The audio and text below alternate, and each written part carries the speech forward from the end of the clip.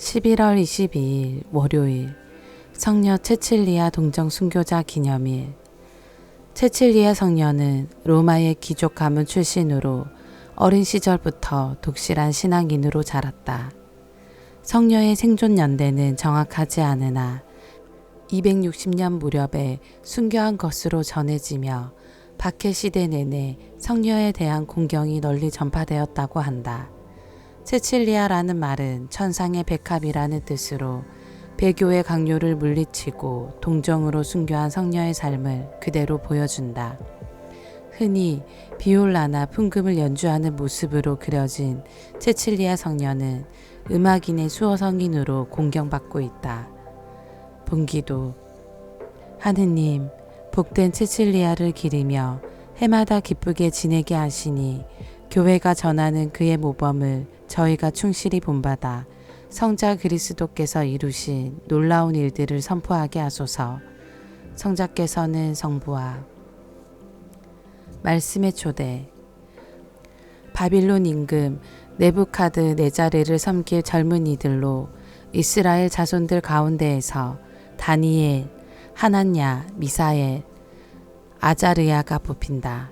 예수님께서는 궁핍하지만 가지고 있던 생활비를 헌금함에 다 넣은 가부를 보시고 칭찬하신다. 제1독서. 다니엘, 하나냐, 미사엘, 아자르야만 한 사람이 없었다. 다니엘 예언서의 시작입니다. 유다 임금 여호야킴의 통치 제3년에 바빌론 임금 네부카드네자르가 쳐들어와서 예루살렘을 포위하였다. 주님께서는 유다 임금 여호야킴과 하느님의 집 기물 가운데 일부를 그의 손에 넘기셨다. 네부카드네자르는 그들을 시나르 땅 자기 신의 집으로 끌고 갔다. 그리고 기물들은 자기 신의 보물창고에 넣었다. 그러고 나서 임금은 내시장 아스프나즈에게 분부하여 이스라엘 자손들 가운데에서 왕족과 귀족 몇 사람을 데려오게 하였다. 그들은 아무런 흠도 없이 잘생기고 온갖 지혜를 갖추고 지식을 쌓아 이해력을 지냈을 뿐더러 왕궁에서 임금을 모실 능력이 있으며 칼데아 문학과 언어를 배울 수 있는 젊은이들이었다. 임금은 그들이 날마다 먹을 궁중 음식과 술을 정해 주었다.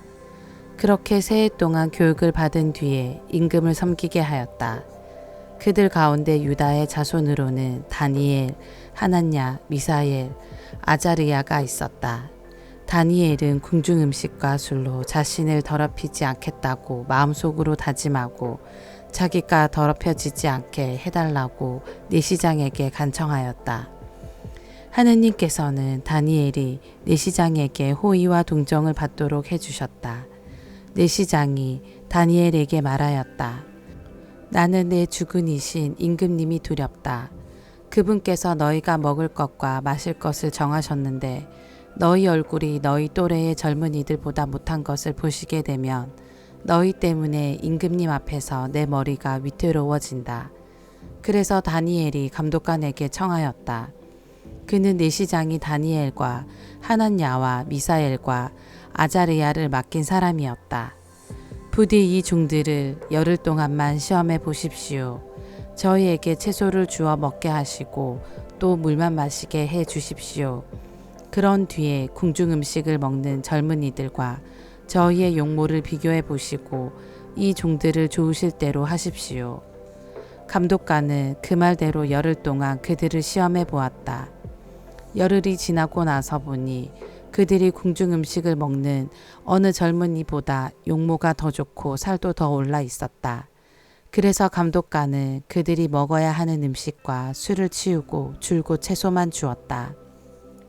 이내 젊은이에게 하느님께서는 이해력을 주시고 모든 문학과 지혜에 능통하게 해주셨다. 다니엘은 모든 한시와 꿈도 꿰뚫어 볼 수 있게 되었다. 젊은이들을 데려오도록 임금이 정한 때가 되자 내시장은 그들을 네부카드네자르 앞으로 데려갔다. 임금이 그들과 이야기를 하여 보니 그 모든 젊은이 가운데에서 다니엘, 하나냐, 미사엘, 아자르야만 한 사람이 없었다. 그리하여 그들이 임금을 모시게 되었다.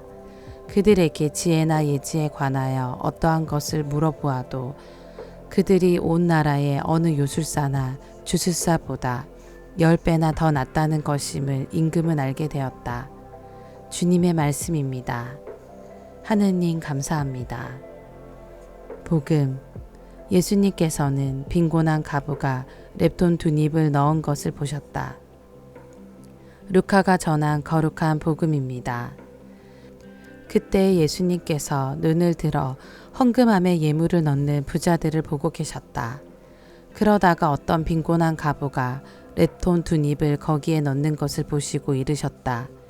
내가 참으로 너희에게 말한다. 저 가난한 과부가 다른 모든 사람보다 더 많이 넣었다. 저들은 모두 풍족한 데에서 얼마씩을 예물로 넣었지만 저 과부는 궁핍한 가운데에서 가지고 있던 생활비를 다 넣었기 때문이다. 주님의 말씀입니다. 그리스도님 찬미합니다. 오늘의 묵상. 주일 미사를 혼자 봉헌하기 싫어 옆 본당을 찾습니다. 제단이 아닌 신자석에 앉아 조용히 미사를 준비할 때면 또 다른 느낌이 듭니다. 미사가 시작되고 예물 봉헌을 할 때 순간 고민합니다. 평소에 헌금을 봉헌하지 않아 봉헌금을 들고 앞으로 나아가는 것이 어색해서입니다. 그러나 봉헌을 하지 않고 자리에 그냥 앉아 있는 것이 더 어색할 것 같아 봉헌을 합니다. 잠시 본당 사목에 소임을 맡았던 때 교무금으로 11조를 하였던 기억도 납니다. 그런데 봉헌금과 교무금을 냈던 마음을 곰곰이 돌이켜보면 부끄럽습니다. 봉헌금을 낸 이유가 다른 사람의 시선 때문은 아니었나 싶기 때문입니다. 교무금도 좋은 의도라기보다는 본당 신부도 교무금을 낸다. 그러니 당신들도 11조의 원칙에 따라 교무금을 내라 하는 암묵적 지시였는지도 모릅니다. 헌금함에 돈을 넣는 모습을 보고 계신 예수님께서는 봉헌금이 많고 적음을 떠나 그들의 마음과 자세에 집중하십니다. 가난한 과부가 넣었던 렙돈 2닙은 지금 우리나라 돈으로 치면 1,500원 정도입니다. 예수님께서는 과부를 보시고는 보잘것없지만 자신의 온 마음과 정성을 다하여 봉헌하는 마음, 그리고 많이 내지 못함을 부끄러워하는 모습을 칭찬하신 것입니다. 어머니께서는 신권을 쓰지 않고 모아두셨다가 봉헌금으로 내셨습니다. 깨끗하고 구겨지지 않는 돈이 없을 때에는 다림질을 해서 봉헌하셨던 기억이 납니다. 우리의 봉헌의 마음과 자세를 살펴보았으면 합니다. 무엇을 봉헌하는지, 어떻게 봉헌하는지, 그리고 그 마음과 의도는 어떠한지를 되돌아봅시다. 그런 우리를 보시며 예수님께서 무슨 말씀을 하시는지 오늘 복음 안에서 들어봅시다. 아멘.